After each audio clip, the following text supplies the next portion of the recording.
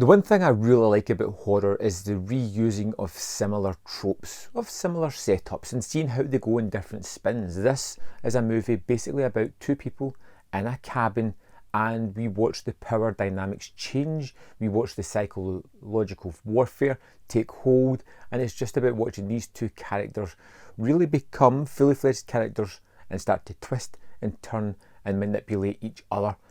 And it's wonderful to see if it's done right. True Fiction is a movie that's really done well. We follow the character of Avery, who works in a bookshop. She's an aspiring writer.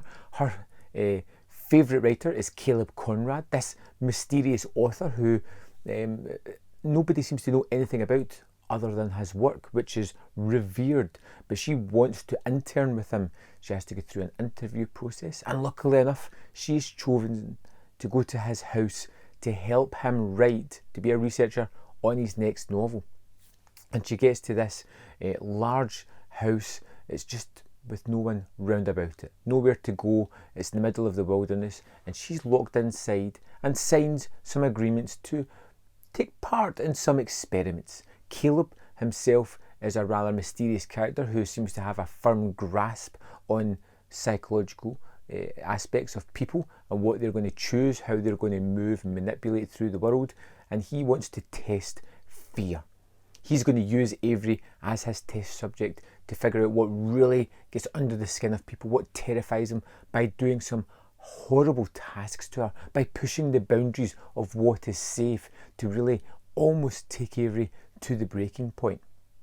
And what I really liked about this movie is you kind of jump in at a certain point and you know a little bit about these characters. You don't get too much backstory, you just get the way they are, and throughout the movie you start to form a picture of how they were before this movie started. You get an idea of their backstory, even though it's never really told to you. You have this nice rich characters, and then we watch them slowly degrade into something far, far worse as they become torturous, murderous, manipulative of each other, as the power dynamic slowly sways from one hand to another, from one character to another, as we watch Avery be tormented at the start, to be twisted and turned and pushed in directions she doesn't want to go to, taken to the brink of a psychological break where she could snap, where she may snap, where she sees things that just don't ring true to her, that make her wary and fearful of her own safety. And then we have Caleb, who's a rather mysterious character, who seems to sort of revel in pushing Avery to the brink of sanity, who seems to enjoy this torturous nature, who does it all under the guise of writing a book. And the movie has some fantastic set pieces.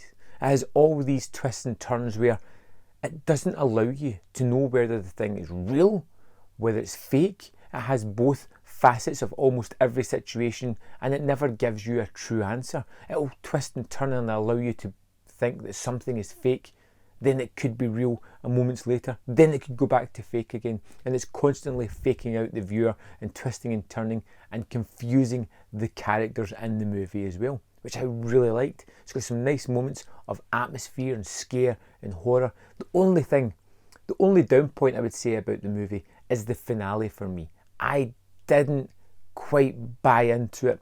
It feels a little bit rushed, and I wasn't 100% on board for that, but it in no way derails the rest of the movie. It is one of various endings that could have happened, and it seems fairly fitting for the characters as well. True Fiction is one of these really well shot, really well set up. I loved the production design in it as well.